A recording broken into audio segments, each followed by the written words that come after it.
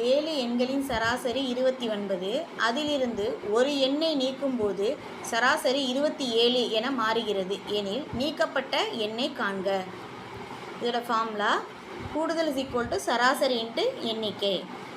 இப்போ 7 எண்களின் கூடுதலை நம்மளால் கண்டுபிடிக்க முடியும். ஏன் அப்படின்னா அதோட சராசரி கொடுத்துருக்குறாங்க. சராசரி 29.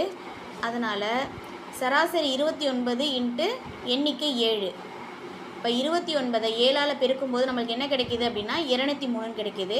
இப்போ நம்மளுக்கு 7 எண்களின் கூடுதல் வந்து 203 கிடச்சிருக்கு.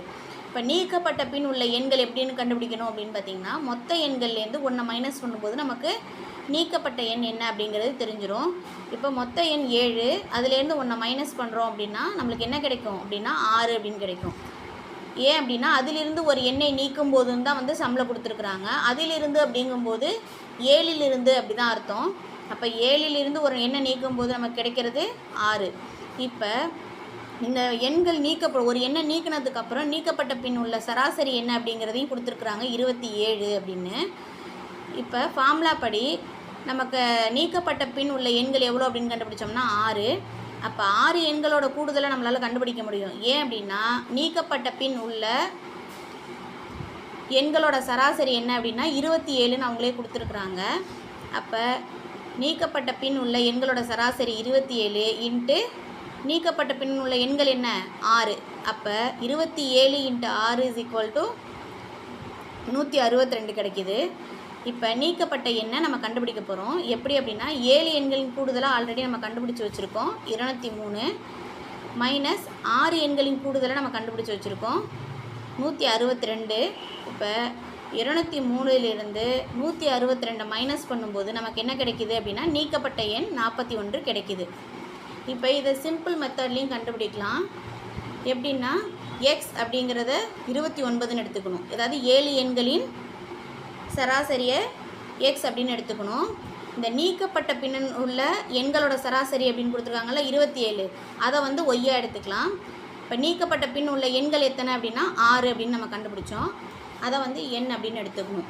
இப்போ நீக்கப்பட்ட எண்ணுக்கு ஃபார்முலா எப்படி கண்டுபிடிக்கணும் அப்படின்னு பார்த்தீங்கன்னா x plus x minus y into n, இதான் அது நீக்கப்பட்ட எண்ணோட ஃபார்முலா. இப்போ இந்த ஃபார்முலாவில் நம்ம எக்ஸு ஒய் என் இந்த வேல்யூலாம் வந்து அப்ளை பண்ண போகிறோம்.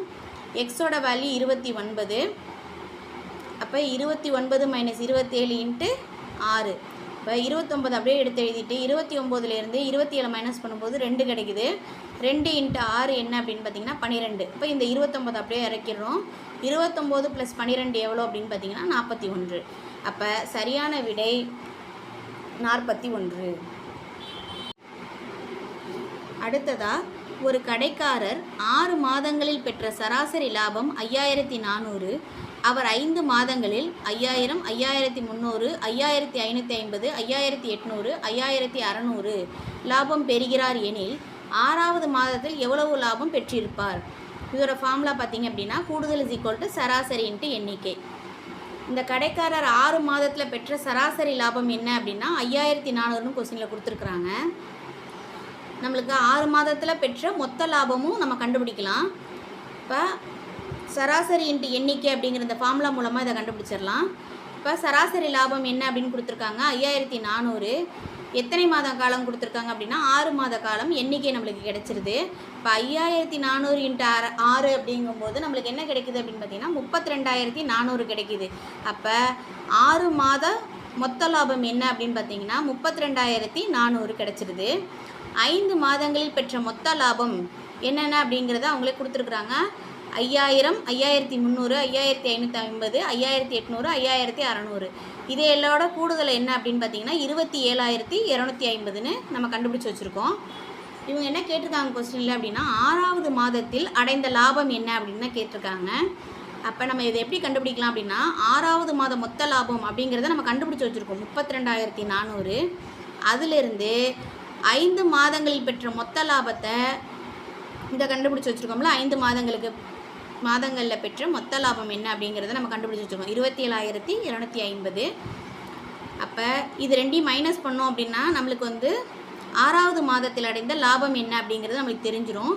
இப்போ 6வது மாதத்தில் மொத்த லாபம் என்ன அப்படின்னு பார்த்தீங்கன்னா 32400.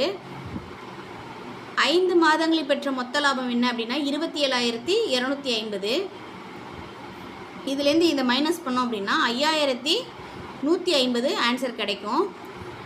அதாவது 6வது மாதத்தில் அடைந்த லாபம் என்ன அப்படின்னா 5,150 தான் சரியான விடை. 5,150 கடைக்காரர் அடைந்த லாபம்.